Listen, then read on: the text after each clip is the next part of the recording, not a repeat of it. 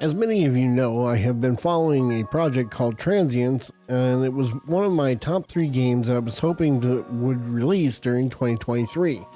We knew there was a possibility that some of these titles wouldn't release during 2023, and Transience will be one of those.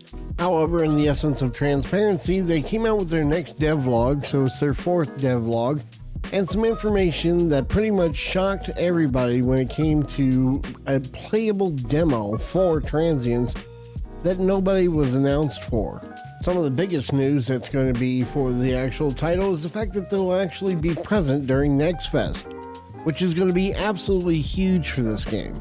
We're going to be getting into the demo and the devlog here a little bit, but before we do, my name is Gumrack. I am a variety streamer over on Twitch, and I like to bring you guys the information that I come across for games that interest me inside the space. We've been working on the goal of doing 1,000 subscribers for the year, and because of you guys have been crushing it out the park. We're at 905 of the 1,000 that we need. If it wasn't for you guys, this wouldn't even be a channel, so thank you guys very much for even considering hitting the button.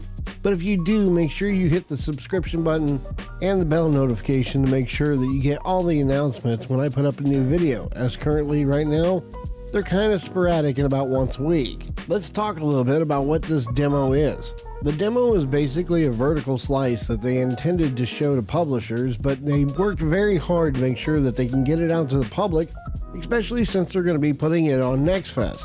The game being a single-player playthrough with a noir style in New Houston, which is definitely going to give you a direct feeling of Fear or Half-Life 2, very similar to those playthroughs, and if you had to put it towards something that was current, it's definitely going to be Trepang 2. A good majority of these playthroughs have actually got a higher price tag to them. For example, Trepang 2 is going to be a $30 title, but this game is targeting people at $15 to $20, which is one of the biggest points for this game that Fry and the developers have been putting together to make sure that everybody understands that they're trying to create a great experience for not a lot of money. Primarily because everybody's hit the recession, and also not everybody needs to put out a $40 game that doesn't look like a $40 game. We'll get to that a little bit later when I show you some examples for another topic that we're going to be covering on Transience. I also wanted to touch a little bit on what this demo is not. The demo is not feature complete, and that is specifically stated by Fry inside of the Devlog 4. Guys, we still have a long way to go. This demo is just kind of showcasing a vertical slice of where we're at in development. There are still some missing sounds. There are still some missing features. We are not feature complete. This is a demo, kind of just giving you guys something to play in the meantime while we develop this game. So before you download the demo, make sure that you check out the Devlog 4. I'll put all the links in the description down below so that you can find the videos themselves, and make sure that you watch it so you know exactly what you're getting into. Because right now there are a lot of creators that are putting out a video or two about the Transience demo as if it's a feature complete game, and trying to give them feedback on based on the fact that it should be feature complete. And it's not. It's far from it, but it is very well done. Now, before you give up on it because of what I've just stated, you really should give it a shot, because they do want the feedback. They do expect you to give feedback on items that they already know are not feature completed, but then that always gives them a chance to catch things that they didn't even recognize themselves, and either to tidy things up. So please make sure that you get into the game, you play the demo, and you give them valuable feedback, because your feedback can help shape the game to exactly what we would want it as consumers. But before we get into the actual demo and the devlog itself, I wanted to touch on another subject. That subject is extraction shooters. Now, the very first question that's going to come up is why extraction shooters even relate to this game whatsoever. Well, the reason for that is the number of people who are not going to give the game a shot because they have been told that extraction shooters are the next genre.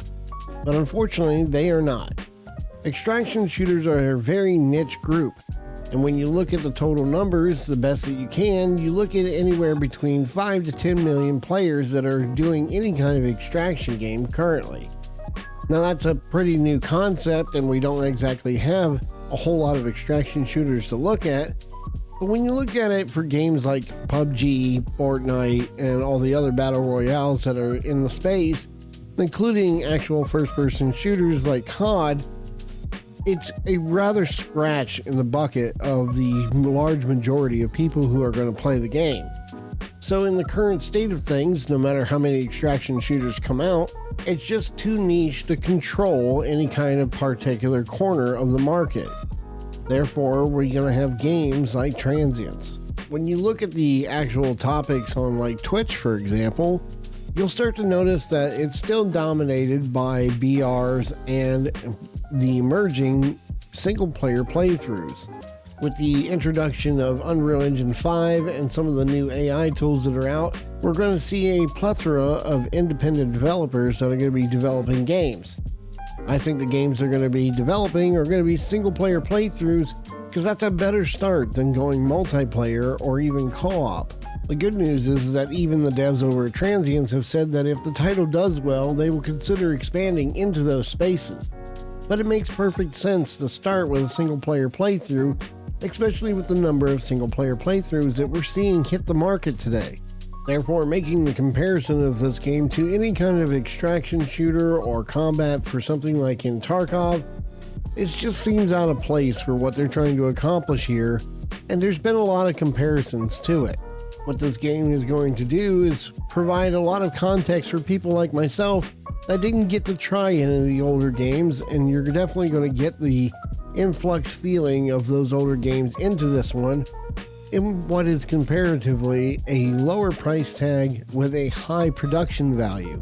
But before we even go any further onto the devlog or the demo itself, it comes to the question of why is the team targeting this $15 to $20 price point? Well, the simple answer to that is the community that's wrapped around the game. The production studio is Big Fry Productions, which belongs to BigfryTV and the many different developers within his community that have just frankly had enough of some of the bad games that get put out. So why am I bringing this up when we haven't even touched the devlog and or the demo yet? Well, simply because there is a lot of people who are trying to say that this game is going to be an absolute failure. And primarily, they're based around that because Fry rips games apart. It shows a very severe lack of any kind of interest in figuring out who the developers are or who the production team is, because all they hear is Big Fry and all they hear is a reputation of Fry being really hard on developers. A good number of these negative points come from the actual people that develop the games themselves. However, if you take a look at the footage above, this is the reason why Fry does what he does. Oh my god, we did it! Oh my god!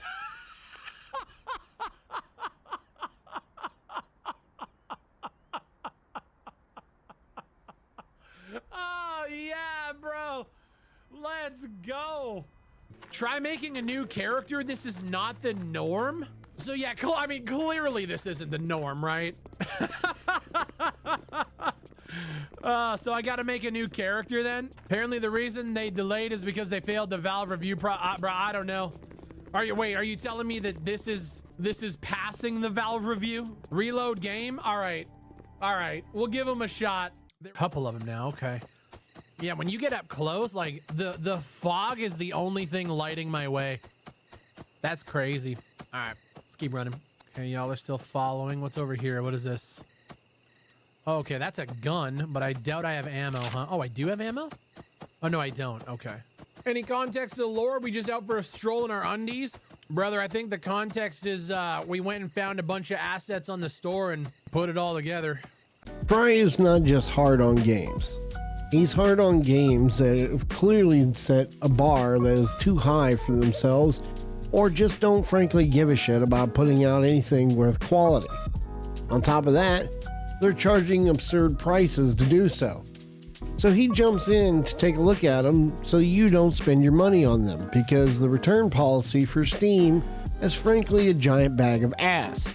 So why did I bring any of that up? Well, it's because of the number of people that I've seen while doing the review for this demo that say this isn't right, and this isn't right, and this isn't working. It really needs to be paired with the devlog for you to understand how the demo works compared to what they're trying to show you. If there's one thing that Big Fry has done and this team has done, is make sure that they are completely transparent with the amount of work that they're doing, what works, what doesn't work, and then tries to get feedback from there. Because there are way too many people that are just hopping on the train of, well, you say this about games and you say this about games. That's because Fry has now seen the inside of development of a game and can provide some pretty keen insight when you're looking at asset flips and developers that just don't give a fuck anymore. So why even bring it up at all? Because Fry is perfectly capable of defending himself. Well, this isn't in defense of Fry. Reason being is to draw more attention to the actual devlog than it is the demo. Because I believe the devlog tells you way more than the demo does. The demo is impressive, but the demo doesn't paint the full story and doesn't tell you exactly where they're going with it or how the game intends to play out throughout its entire iteration. So I implore you to take a look at the devlog before you play the demo so you have a full understanding of where they are in development. For those of you who are not going to check out the devlog, we're going to do a short breakdown of it here and then we're going to get into the demo. So without taking up too much more of your time, let's discuss the devlog. One of the first things I want to bring up is the banger of music that you're going to be hearing throughout the entire game. What you're hearing above is one of the tracks that was provided to me by Big Fry, and I wanted to point out how good the track sounds so that you have an idea of how the setting's going to feel from a musical standpoint. I found the music tracks so far that have been provided to us to have deep, rich feeling emotions inside of them that will actually play out well inside of video games, especially in a noir environment. Just take a good listen to how deep and rich this track is.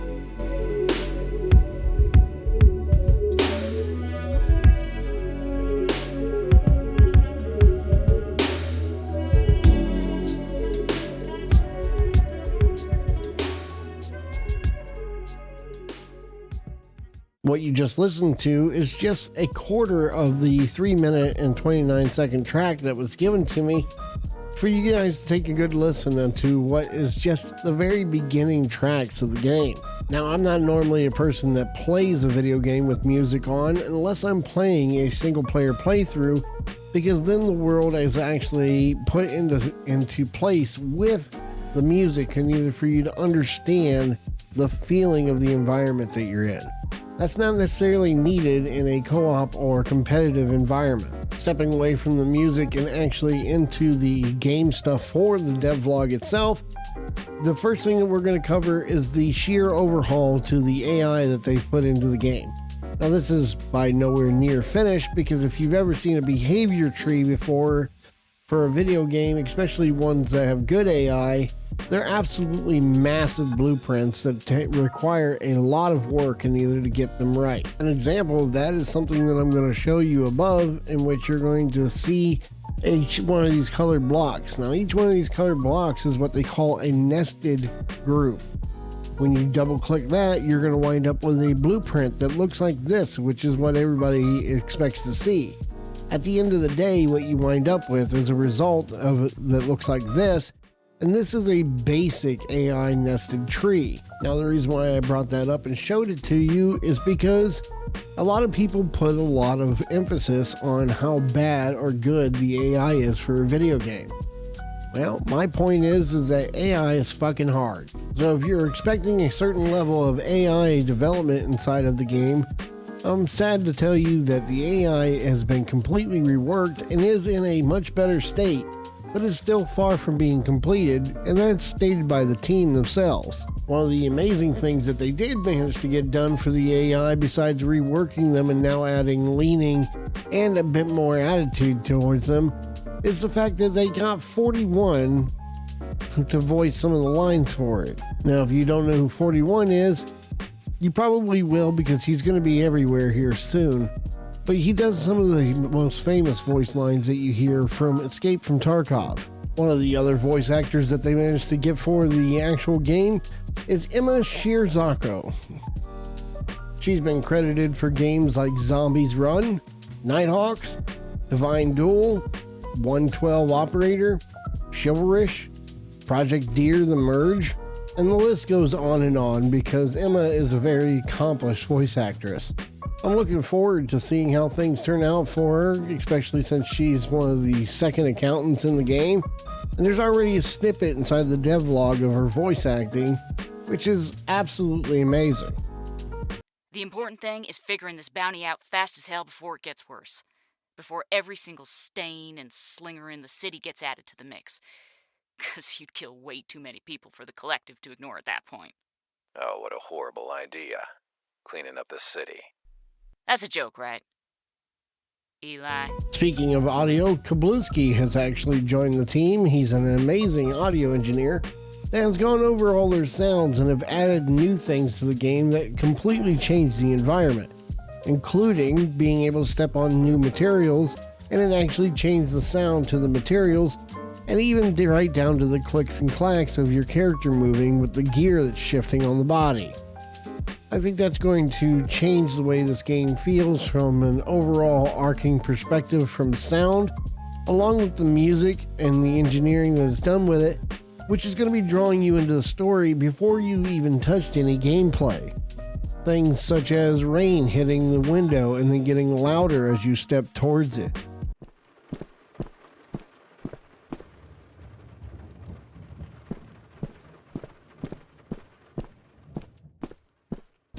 Those are small details that I enjoy inside of a video game that provide the environment detail for me. These are things that are not showcased in the demo, which is the reason why I said it's a very good point for you to make sure that you see the devlog first, because there's going to be some things that you're going to notice inside the demo and some of the things that you won't that are being brought forth by the development team, such as the audio engineering. One of the many other things that they're working on besides sound and pivoting over to some of the gameplay mechanics is an objective manager that they've been working on that will pull triggers when you go through certain areas or doors. That's going to change the outlook to how the game operates and performs when it comes to certain actions that they want to get done, such as lights going out when you enter a room or voice acting parts that actually come up when you reach certain sections of the game. Some big examples that you're going to see of this are in some of the new maps that they've been designing, including server facility, which has been brought up in the last devlog and is starting to get wrapped up into a nice pretty package now. Because they're starting to wrap up on that map, they have managed to get started on a new one, which is an underground water club, which is one of their most ambitious projects to date. It's going to be a huge map. There's basically two maps put together because they have one section that brings you into the map and then the actual playable area that you're going to see as well, which just means that there's going to be some visual animations that are inside of the game that are just going to be absolutely mind-blowing for a $15 to $20 title. Those are some of the major talking points that I have for the devlog that was put out. Now let's talk about the demo. The demo is pretty short and sweet, and you can see that it's actually procedurally generated, which means that there'll be some procedural generation within the game, hopefully. I'm a big fan of procedural generation inside of games because it changes the way the game is replayed every time you want to play it, because even if it's a small amount of procedural generation, such as just items inside of the world when you're looking for it, that provides a new way of playing the game than it does just knowing where everything is statically and running through and getting it.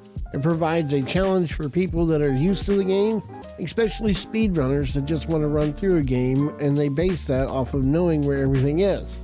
In this case, everything would be changed, so who knows where anything is. We also don't have any confirmation if that's going to be in the game or just this demo for what the demo was designed for. Here you get to take a look at some of their guns and things that are inside of the demo, and give you a good idea of how the HUD works and how the AI is going to work. I'm just going to go ahead and let a little bit of the playthrough of the demo go through up above so you guys can see some of the things that I experienced, because the demo is pretty self-explanatory, and I want you to go ahead and download it after watching the devlog and see some of the changes that they have for themselves. There are way more changes that are in the devlog than there is that I have brought up, but those are the ones that excited me for the time being. Hope you guys enjoyed the video of the breakdown of a new game that's coming up called Transience. And if you guys like what you saw today, make sure you hit the subscription button, hit the bell notification, know when I put up new videos. We're going to go ahead and let the demo play up above for a bit. And I hope you guys have an amazing week. Tell your loved ones you love them often. Peace. This is very cool. It's going to do something.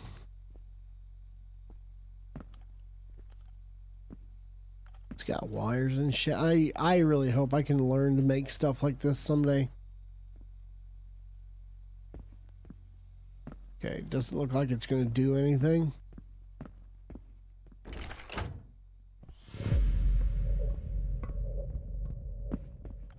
Right now. Shots.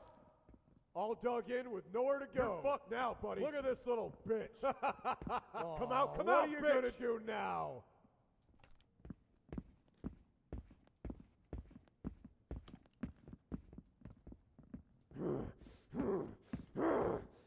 You're going down, bitch! We got one of our guys! Got him!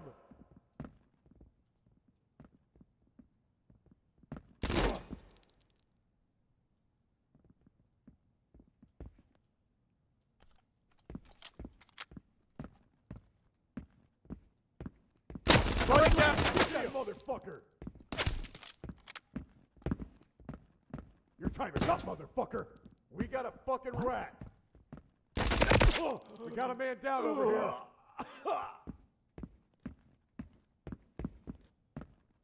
God damn it! Friendly down! Bad guy! You're going up! Fuck you all!